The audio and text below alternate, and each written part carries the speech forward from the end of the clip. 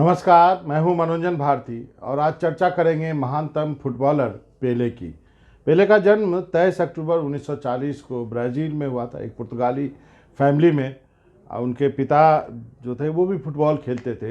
हालांकि ब्राज़ील में हर कोई फुटबॉल खेलता है, तो फुटबॉल खेलने का जो जज्बा है या कहें जो हुनर है वो पेले को विरासत में मिला था। पिताजी को फुटबॉल खेलते हुए वो देखते थे और बचपन से ही हर ब्राज़ीलियन बच्चे की तरह पेले भी फुटबॉल उन्होंने खेलना शुरू कर दिया। जब पेले 10 साल के हुए तो 1950 में ब्राज़ील में वर्ल्ड कप हुआ और वो वर्ल्ड कप ब्राज़ील जीत नहीं पाया। पूरा ब्राज़ील जो है था वो शोक में डूब गया था, सब कोई रो रहा था। तो जाहिर है पेले के पिताजी भी रो रहे थे। तो 10 साल के पेले उनके पास जाते हैं और पिताजी को ऐसे बाहों में भर के कहते हैं कि आप रोइए मत पिताजी, मैं जब बड़ा होऊंगा तो आपके लिए वर्ल्ड कप जीतूंगा। तो ये एक 10 साल के बच्चे का अपने पिताजी को चुप कराने के लिए कुछ कहना था तो उन्होंने कह दिया, लेकिन क्या पता भविष्य में या उनकी किस्मत में ये बात लिखी थी कि वही खिलाड़ी आगे जा कर करके ब्राज़ील को 3 वर्ल्ड कप जिताता है।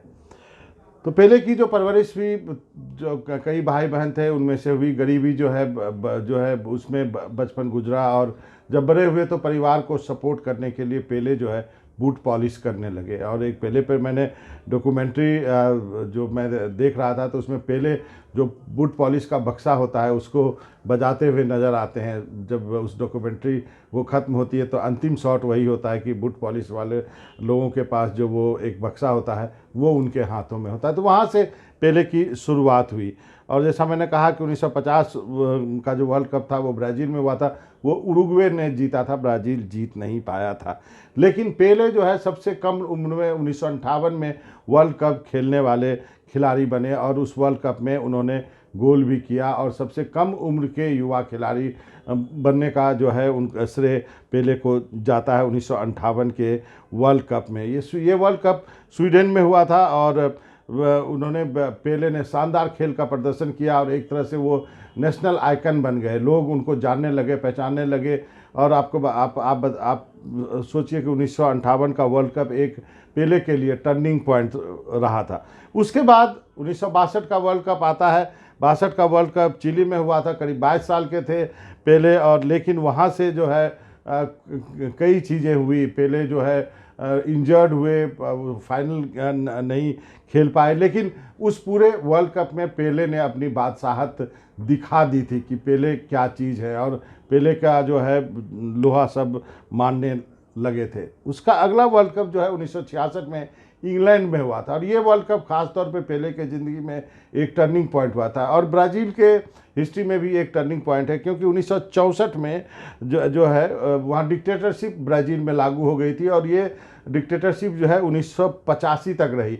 तो वो एक तानाशाही का शासन ब्राज़ील में था। उसी के बीच इंग्लैंड का वर्ल्ड कप होता है। पेले अपने पूरे उफान पे होते हैं, लेकिन अभी तक जो पेले का गेम था वो लैटिन अमेरिकन गेम था, आप कह सकते हैं, जहाँ पे लोग जो है वो इंटरटेनमेंट के लिए खेलते हैं, अपने क्लासिकल फुटबॉल खेलते हैं। लेकिन पेले को पहली बार यूरोपियन फुटबॉल का जो है स्वाद चखने को मिला और पेले पर बुरी तरह से फाउल की गई। जो यूरोपियन फुटबॉल था उसमें ज़्यादा मार्किंग होती थी, पेले के इर्द गिर्द 3 खिलाड़ी लगा दिए गए थे और इसकी वजह से पेले जो है इंग्लैंड के वर्ल्ड कप में यानी 1966 के वर्ल्ड कप में इंजर्ड हो गए। पेले जो ब्राज़ील टीम के डॉक्टर थे, उनका एक स्टेटमेंट मैं सुन रहा था। वो डॉक्टर ने कहा था कि पिछले 8 साल में हमारे प्लेयर इतने इंजर्ड नहीं हुए जितने कि इंग्लैंड के वर्ल्ड कप में 8 दिनों में हो गए।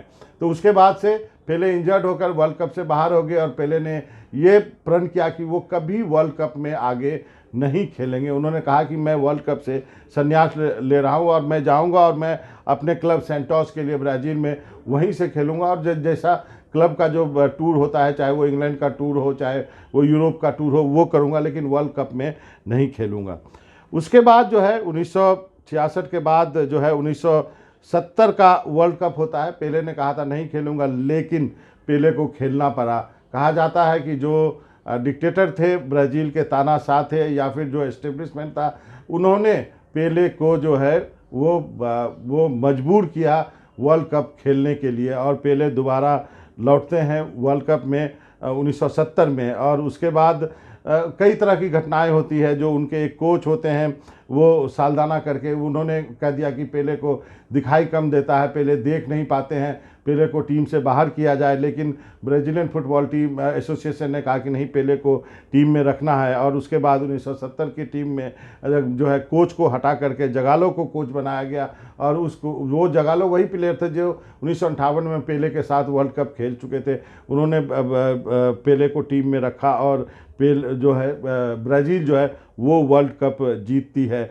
और सबसे बड़ी बात ये थी कि उस वर्ल्ड कप में ब्राज़ील ने इंग्लैंड को हराया था। चूँकि 66 का वर्ल्ड कप इंग्लैंड ने जीता था, इसलिए इंग्लैंड जो है फेवरेट था 1970 का वर्ल्ड कप जीतने के लिए। और ब्राज़ील और इंग्लैंड का मैच था वो किसी फाइनल से कम नहीं था। कहा गया था कि ये मैच जो जीतेगा वो फाइनल तक पहुंचेगा। और ब्राज़ील ने इंग्लैंड को हराया, क्वार्टर फाइनल में रोमानिया को हराया, सेमीफाइनल में उरुग्वे को हराया। उरुग्वे के साथ ब्राज़ील की एक अलग सी कहानी चलती रहती है, क्योंकि 1950 में जब ब्राज़ील में वर्ल्ड कप हुआ था तो उरुग्वे जीता था, ब्राज़ील जीत नहीं पाई थी। तो एक डर लोगों के मन में लगा हुआ था, क्या 20 साल बाद फिर से वही सेमीफाइनल में दोहराया जाएगा जहां उरुग्वे से ब्राज़ील हार जाएगा। लेकिन उरुग्वे को हराया और जो है अंत में ब्राज़ील बनाम इटली का फाइनल होता है 1970 के वर्ल्ड कप में, और पेले ने वहाँ भी गोल किया था। तो आप फुटबॉल में जो कुछ भी मूव आज के दिन देखते हैं, चाहे चेस्ट से बॉल लेकर के पैर पे लेना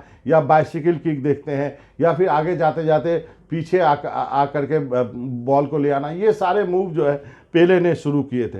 कुछ कहानियां भी पेले के साथ है, वो भी बता देता हूं। जब पेले अपना 1000वां गोल मार रहे थे, अपने क्लब सेंटोस के लिए खेल रहे थे, तो वो पेनल्टी मिली थी। वो पेनल्टी लेने गए तो उन्होंने आगे पीछे देखा तो उनके टीम का कोई प्लेयर जो था वो डी के पास नहीं था। सारे प्लेयर जो थे वो हाफ लाइन के पास खड़े थे और तालियां बजा रहे थे। पेले ने सोचा कि अरे हमारे टीम का कोई प्लेयर नहीं है, यदि मैं मिस कर गया तो फिर क्या होगा। फिर जब उन्होंने रियलाइज़ किया कि उनके टीम के खिलाड़ी चाहते हैं कि ये पेनल्टी वो कन्वर्ट करें, क्योंकि उनका वो 1000वां गोल होना था, तो उनको रियलाइज़ हुआ और पेले ने वो पेनल्टी कन्वर्ट की गोल में, और इस तरह से वो 1000वां गोल उनके लिए यादगार हो गया। पेले को पूरा ब्राज़ील जो है एक आइकन की तरह देखता था। वहाँ जो डिक्टेटरशिप थी वो भी चाहती थी कि पेले जो है लगातार सुर्खियों में बने रहे, जिससे लोगों का ध्यान जो है जो तानाशाह जो ज़्यादतियाँ करता था जनता के ऊपर, वो कम रिपोर्ट हो। और इसके लिए पेले को खुश रखना ज़रूरी था। पेले ने अपने एक इंटरव्यू में कहा कि उनको किसी भी इस्टेब्लिशमेंट से कोई प्रॉब्लम नहीं था, लेकिन पेले के पूरे करियर में एक जो उंगलियां ये उठती हैं कि वो उस तानाशाह से मिलने गए थे।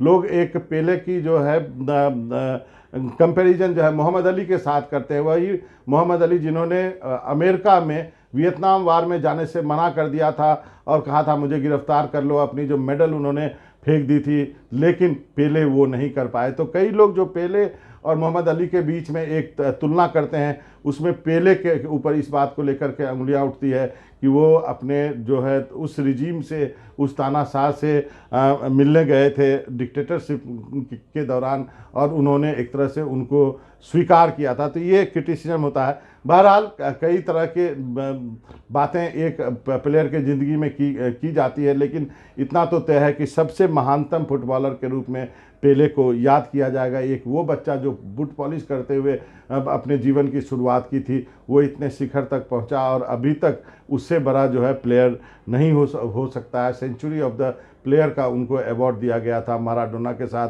ब्राज़ील ने 1958 में ही पेले को जो है वो नेशनल आइकॉन या नेशनल ट्रेजर घोषित कर दिया था, जिसके वजह से वो किसी यूरोपियन क्लब में खेल नहीं पाए। तो ये सारी चीज़ें पेले से जुड़ी हुई हैं। तो निश्चित रूप से कोलोन के कैंसर से उनकी 82 साल की उम्र में उनका देहांत हुआ है। निश्चित रूप से एक महानतम फुटबॉलर के रूप में दुनिया उन्हें हमेशा याद रखेगी। मनोजन भारती को इजाज़त दीजिए। नमस्कार।